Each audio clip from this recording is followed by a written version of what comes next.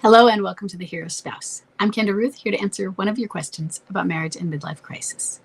Today we have Paula. Paula has a bomb drop of November 27th, 2020, a date of marriage of 2025. She has a clinging boomerang who is a high energy replayer.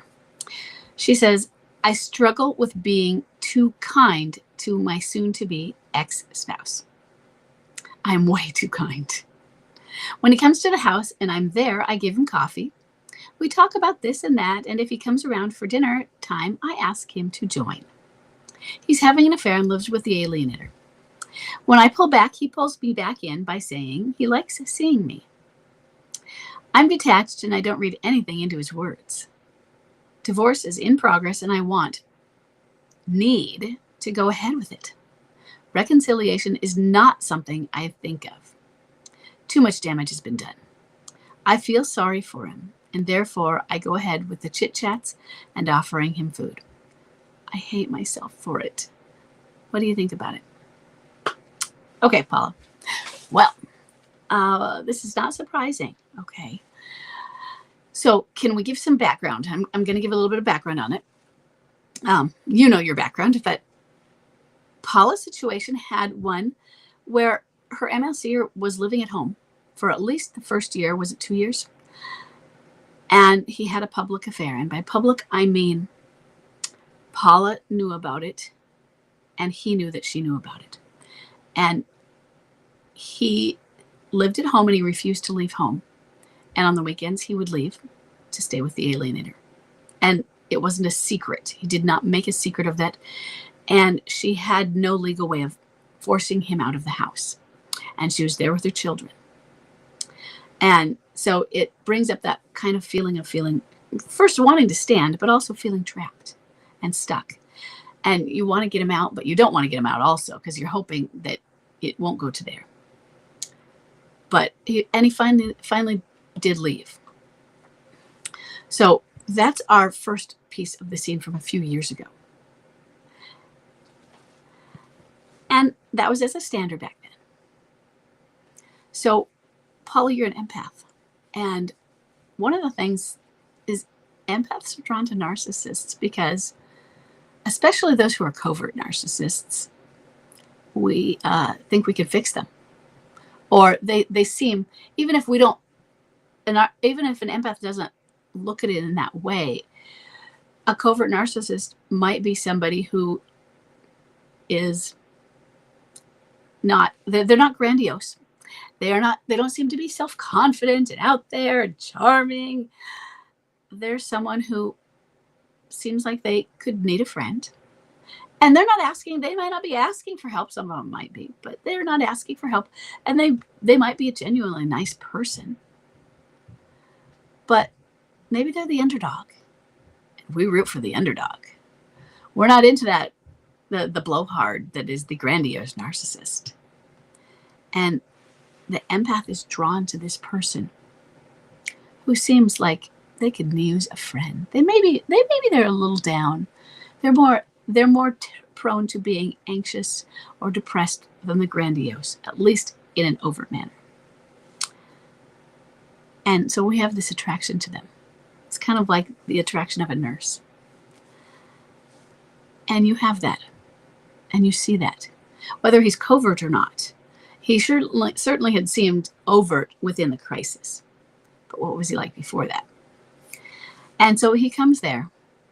And he comes over. And you have children together.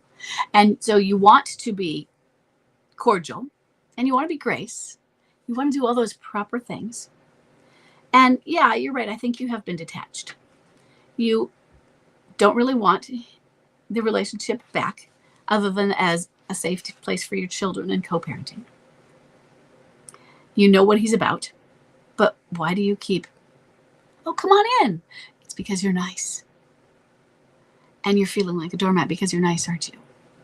It doesn't mean you're a doormat. You still seem to have, you know that you're detached. If he were to say, oh, I want to come home now and reconcile us, then what would you say? Would you fall into it like not wanting to say no?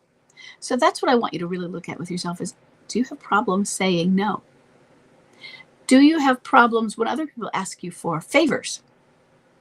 Or, hey, at the church, Paula can do this volunteering. We know we can count on her. Do you have problems volunteering for too many things? Or if asked, maybe you don't have to volunteer. Do you have problems saying no? Because you're not saying no to him. And even if you're somebody who could set a boundary and say, you know what, that speech is inappropriate. You're not talking to me politely. I'm going to hang up on you. Bang. That's still not necessarily discongruent with someone who can say no, or someone who can't. Because you can have the boundary, but when they ask for something, oh, but you know what, I really need a ride and I'm stuck. Can you come and get me, please? Our heart goes out to the poor sap. So I don't want you to hate yourself. That is one of your wonderful qualities, your niceness. You are sweet. That's what I really think about you, is you're sweet. And I don't want you to become jaded within that. But I do want you to set maybe boundaries for yourself. Set the rule for yourself that, he doesn't need to come in for a cup of coffee. You don't need to be friendly. You can be cordial. Cordial doesn't have to be friendly. So there is a place where you can be within the relationship with him that is still co-parenting and still grace. He may not feel it, but that doesn't cross over to too much friendliness, because you feel you have to offer that piece of it, that you have to go the extra little oomph for it. You have to put a bow on top. And you feel you're not doing enough if you're not that way. And yet you are saying, I hate myself for it. I mean, chit-chats and offering him food. And yet he's still having an affair. And if he's having an affair, you're not calling his feet on the fire for that, are you? You're not going to get mad for that, are you? And right now, if you don't want him back, why should you, really? I mean, it doesn't legitimize his relationship. It may never be real legitimately. Or they could get married and last for the next 30, 40 years, whether it will be a good relationship or not. But it's not for you. You don't have to go in there and comfort him. He has somebody. And he made that bed. He needs to lie on it, even if it's not a comfortable one.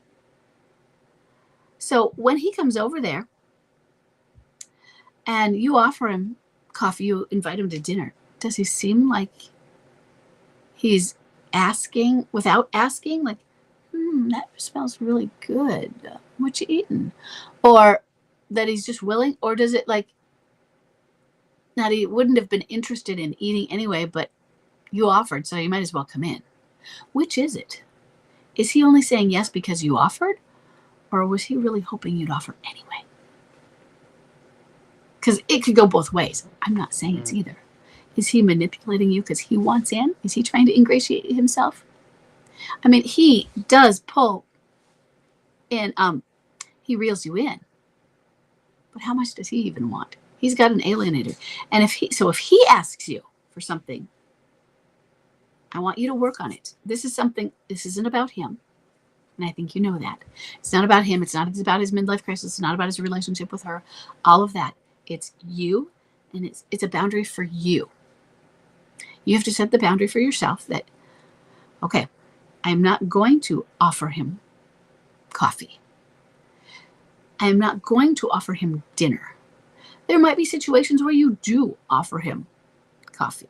But when he just stops by the house, you don't need to offer him hey, come on in and have some dinner with us. You don't need to offer him all of these things. Maybe in the future, you would invite him to a dinner because it is your child's birthday, or because it is a family dinner for Thanksgiving or that sort of thing. I mean, it was rare, but my dad came to Thanksgiving a couple of times, and he brought my brother. And I have a half brother, and that was special to me because then my brother got to have holidays with us. But it was really for me. My mom wouldn't have invited my dad if she didn't have a child with him. And same thing for your kids. But then it's about the kids. Right now, you're making it about him. You're making it about you're feeling good because you're providing a service to somebody to help them feel better. Oh, you look like you could have some, need some fattening up. And that's you. Okay, Paula, you are just so filled with love and kindness. And he knows that. And we have to be careful because people who are filled with love and kindness, and my cousin keeps telling me that's me. Oh, I didn't realize he thinks it more over the top than I think of myself. But we get taken advantage of. It can be easy marks sometimes. And I don't want you to be an easy mark for him because he's already taken advantage of you. And so it's boundaries on yourself. It's not a boundary on him because he's going to do it anyways. Think of him as the fox. Do the chickens put a boundary on the fox? A fox is going to be a fox and try every way it can to get into that hen house. You lock the door?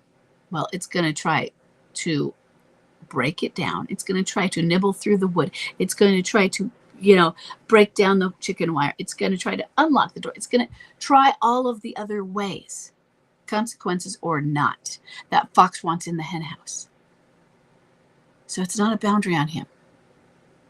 You have to set it on yourself. And what can you do for that? What are your rewards? Not thinking, what are the consequences when I break my own boundary?